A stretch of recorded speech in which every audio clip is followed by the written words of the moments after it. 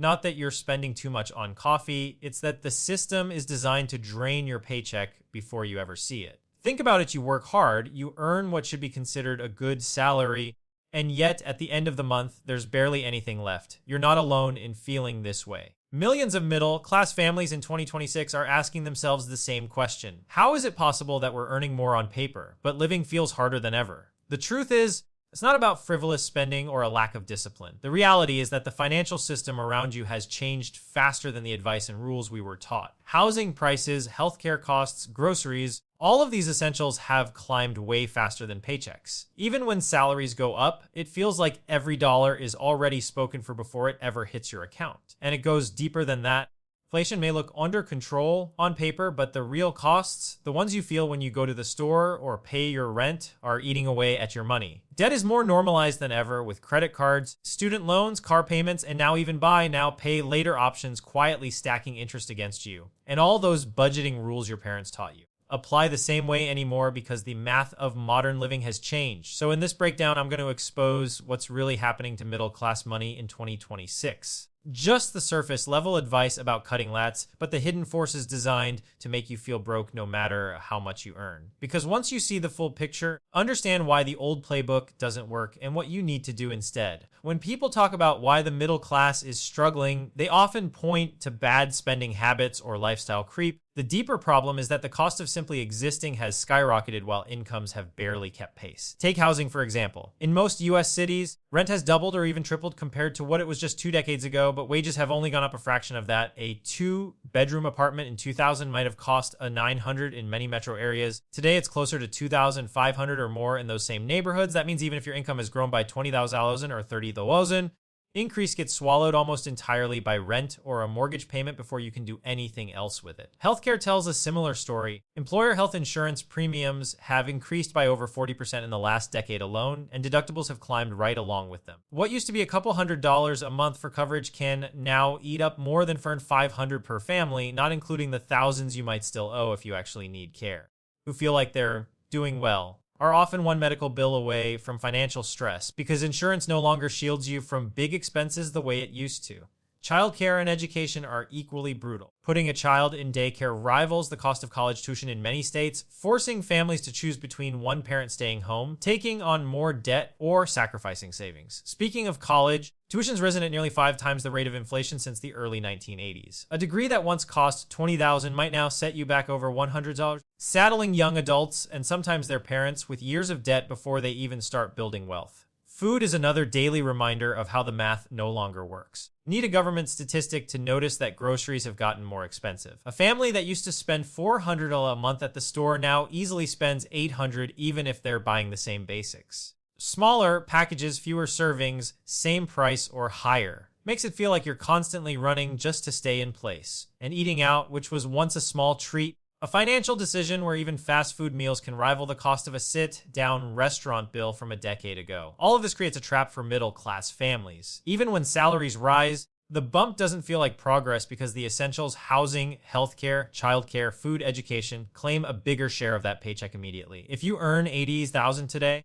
technically be making more than someone earning $50,000 a generation ago, but the relative cost of living wipes out that advantage. The math no longer favors you, and that's why so many households making good money are still living paycheck to paycheck. The gap between rising expenses and stagnant wages has quietly become the foundation of why middle-class budgets no longer work. Families aren't failing because they're reckless with money. They're failing because the system has tilted so far that the numbers don't add up anymore. And unless you recognize this gap for what it is, always feel like you're falling behind even when you're earning more than you ever thought you would. One of the most frustrating parts about being middle class in 2026 is the constant gaslighting around inflation. If you watch the news, you'll hear headlines about how inflation is cooling or back under control, with the consumer price index showing numbers that look manageable on paper. But the official numbers don't tell the story of what families are actually living through. That's because the CPI is an average across a huge basket of goods, many of which don't reflect the essentials you buy every single week. Sure, maybe the price of flat screen TVs has dropped, or laptops are cheaper than they were a decade ago.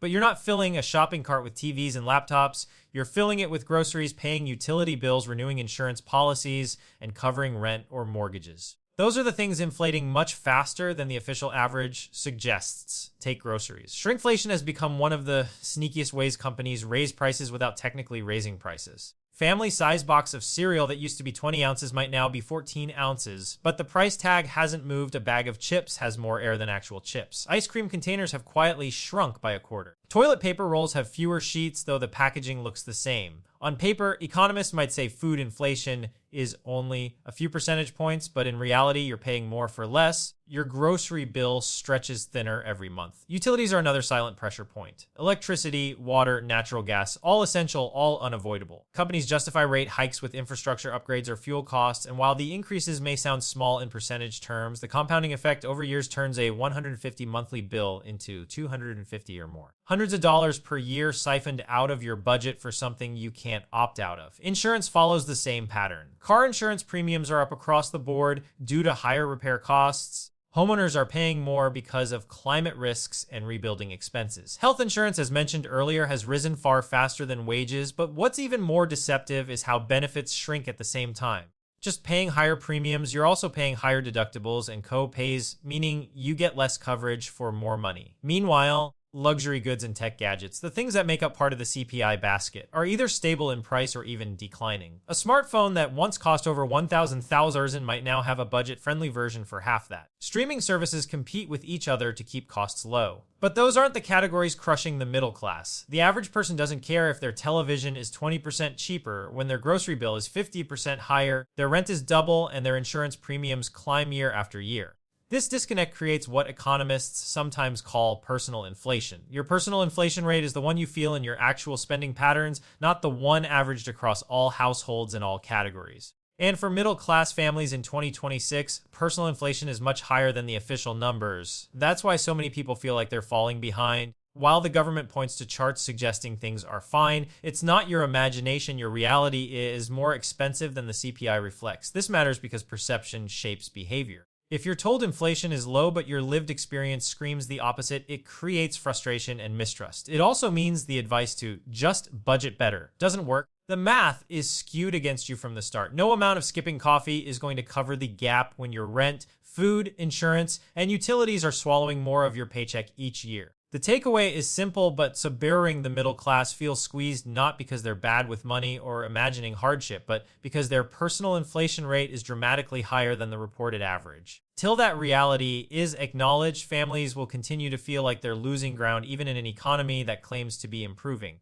One of the biggest silent drains on middle-class families in 2026 isn't just the cost of things today, it's the debt carried forward from yesterday. Debt has gone from being something you used occasionally for big purchases, like a home or a car, to something baked into survival itself. Almost every part of modern life now seems to come with a monthly payment, and those payments eat away at disposable income long before you even start thinking about saving or investing. Take car loans. A generation ago, you might have paid off a car in 3 or 4 years with monthly payments under $300. The average new car payment is over $750, and many people are stretched across 6 or even 7-year loans just to make the numbers work. That means what used to be a manageable expense is now a second rent for millions of households. And cars aren't optional. They're a necessity for most families to get to work, school, or even just buy groceries. Credit cards are another major culprit. The average household carries thousands of dollars in revolving credit card debt, with interest rates that have climbed well into the 20% range. That means if you owe thousands of dollars and only make minimum payments, you could end up paying double or triple that amount over time. What makes this worse is that credit cards aren't being used just for luxuries anymore. They're being used to cover basics, groceries, gas, unexpected medical bills, and that turns survival into a debt cycle.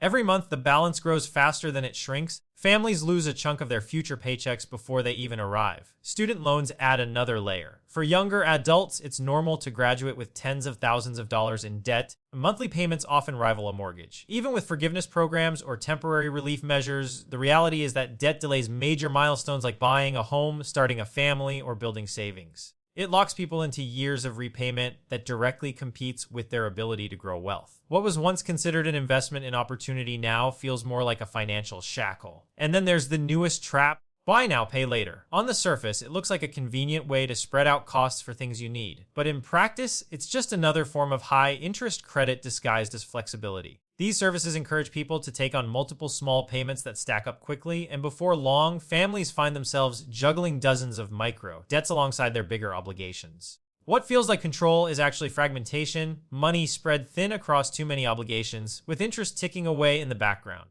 What ties all of this together is that debt no longer represents just borrowing for luxuries or big ticket items. It's become part of how the middle class survives. Families finance cars because prices are too high to buy outright. They swipe credit cards because paychecks don't stretch to cover rising living costs. They accept student loans because college tuition is unavoidable if you want to compete in today's job market.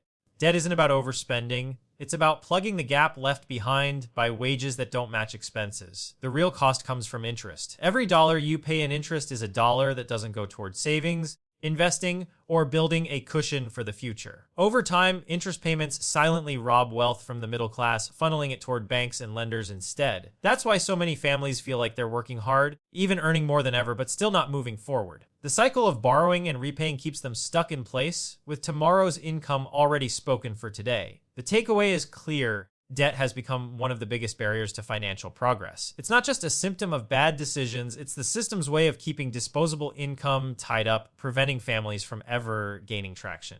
Until people recognize how deeply normalized debt has become, they'll continue to earn more but keep less, locked in cycles that favor lenders over workers. One of the trickiest forces draining middle-class families isn't as obvious as rent or healthcare bills. It's lifestyle creep, the slow, almost invisible way expenses rise as your income grows, disguised as what society calls normal middle-class living. The danger is that these changes don't feel extravagant. They feel expected. They feel like the baseline of what it means to be doing okay in 2026. But when you add them all up, lifestyle creep becomes a quiet trap that keeps budgets tight and savings out of reach. It usually starts with housing. Maybe you got a raise or a promotion. Suddenly, it feels reasonable to upgrade from a starter home or apartment to something bigger. The new space feels great, but along with it comes a bigger mortgage, higher property taxes, and more expensive utilities. Larger home also needs more furniture, more upkeep, and more insurance. What began as a small upgrade snowballs into a lifestyle cost that eats the raise you thought would make life easier. Cars are another classic example. Years ago, a reliable sedan might have been enough. Now, the expectation has shifted toward larger SUVs or luxury features justified by safety, comfort, or image. Average car loan today looks more like a second housing payment, with families spending $700, $800 per month for vehicles that depreciate the moment they leave the lot. It doesn't feel like overspending because everyone around you is doing the same thing, but it still drains cash flow every month. Then there are subscriptions. Streaming platforms, meal delivery services, fitness apps, cloud storage, digital tools for kids' education. Individually, they look cheap at $10 or $20 a month, but add them up and suddenly a household is carrying $200 to $300 in subscriptions, many of which barely get used.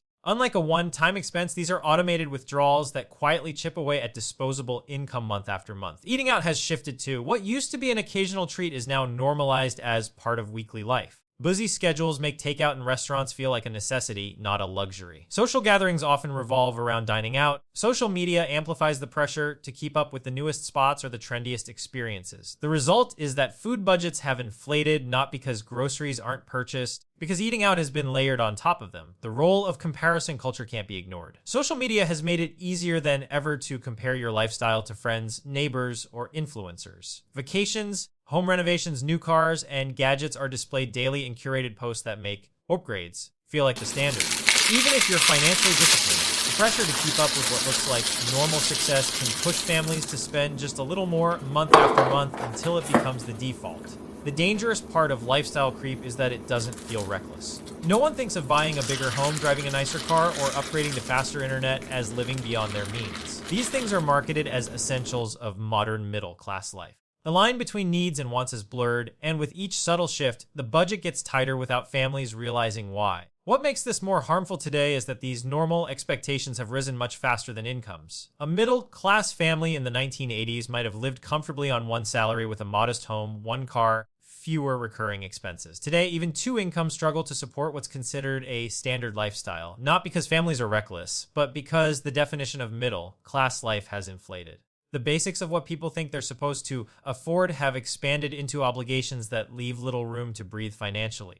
The takeaway is that lifestyle creep makes it feel like families are living paycheck to paycheck, not because they're irresponsible, but because the cultural baseline keeps moving. What used to be luxuries are now framed as necessities, and when combined with rising fixed costs, the squeeze becomes unbearable. Recognizing how lifestyle creep disguises itself as normal is the first step toward regaining control, because until you see it for what it is, you'll always feel like you're behind no matter how much you earn. One of the most common pieces of advice you hear about managing money is to follow the classic 50-30-20 rule. 50% of your income on needs, 30% on wants, and 20% on savings and debt. On paper, it sounds simple and balanced. In 2026, that rule is broken. The math no longer works because fixed expenses alone, housing, healthcare, taxes, and debt payments already take up far more than half of a paycheck. Families aren't failing to budget properly. They're being asked to apply outdated rules to a financial reality that has completely changed. Look at housing first. Rent and mortgages now consume 30% to 40% of income on their own in many metro areas, and that's before you factor in utilities, insurance, or maintenance. In some cities, the housing line alone breaks the 50% mark, leaving no room for healthcare, food, transportation, or anything else. Healthcare is another fixed cost that can't be ignored. Premiums, deductibles, and out-of-pocket expenses regularly add up to thousands per year. If your employer covers part of the premium, your share often feels like another rent check. Add in taxes, which take a significant chunk before you even see your paycheck clear that needs in the old budgeting model are not 50% anymore. They're often 70% or more. Debt piles on top of this. Car loans averaging $700 or more per month, student loans that rival mortgage payments, credit card balances with 20% interest rates all add to the list of non-negotiable expenses. These aren't wants. They're obligations that families can't just cut, yet they eat into the very money that traditional advice expects you to save. The result is that the supposed 20% savings target is unattainable for many households, even if they cut discretionary spending to the bone. To see how much the math has shifted, compare a middle-class household budget from the 1990s to one today. Back then, the average home cost about 2.5 times annual income. Healthcare premiums were low enough to be a minor line item.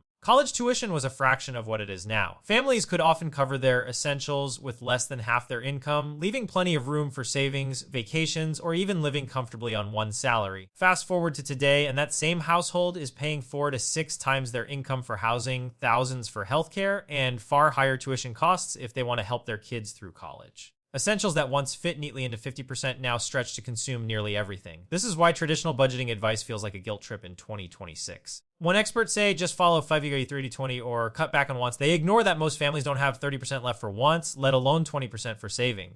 In reality, holds are working with something closer to 75-50-10 or worse. And that's not because they're careless, it's because the rules they're told to follow are relics of a different economy. The real solution isn't to recycle old formulas, but to create new frameworks that acknowledge today's realities. That means focusing less on rigid percentages and more on strategies to reduce the biggest fixed costs where possible, maximize income streams, and automate even small amounts of saving. For many families, saving 20% is impossible. 5% consistently is better than aiming for an outdated goal and failing. New budgeting also needs to account for the unpredictability of expenses like medical bills, rising rents, or volatile interest rates, instead of pretending the cost of living is stable. The takeaway is clear the middle class isn't failing budgeting. Budgeting is failing the middle class. The old rules were designed for a time when essentials were affordable and wages stretched much further. In 2026, trying to live by those rules only sets families up to feel like they're constantly behind. What's needed now are updated systems that reflect reality, not recycled advice from the 1990s.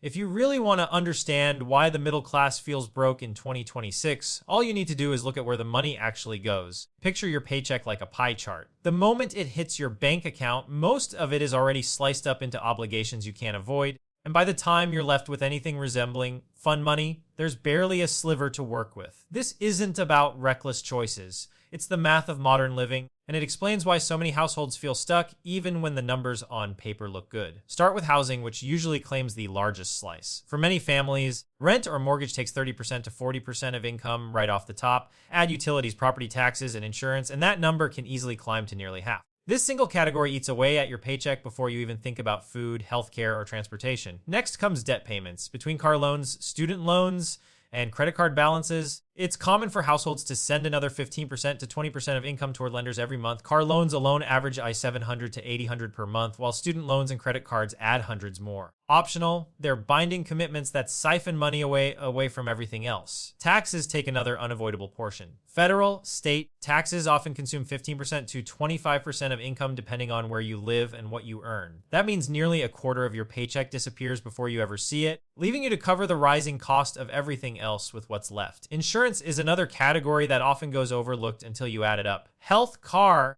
or renters insurance together can claim another 10% or more of monthly income. What's more, these costs rise year after year, often faster than wages, leaving families paying more for less coverage. Groceries and basic food costs have nearly doubled compared to a decade ago, and it's not unusual for a household to spend $600 to $1,000 a month just to keep the fridge stocked. To that, the cost of eating out occasionally, which has quietly become a normalized part of life. And food alone takes a hefty share. Childcare is equally brutal. For families with young kids, can easily rival the cost of a second mortgage, sometimes topping $1,200 to $200,000 a month depending on the city. For many, it's the single biggest expense after housing.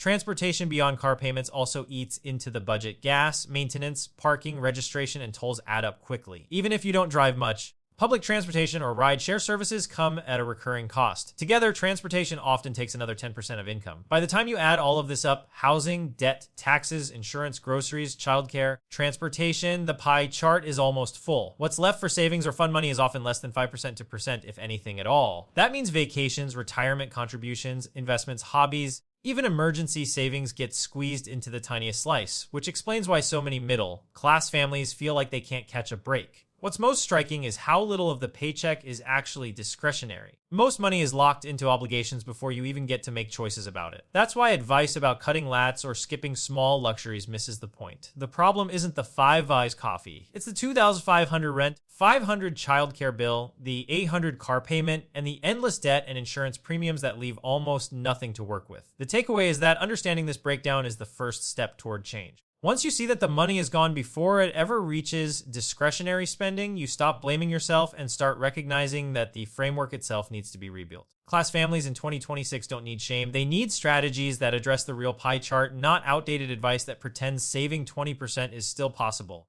Seeing where the money actually goes is the only way to start creating solutions that actually work in today's economy.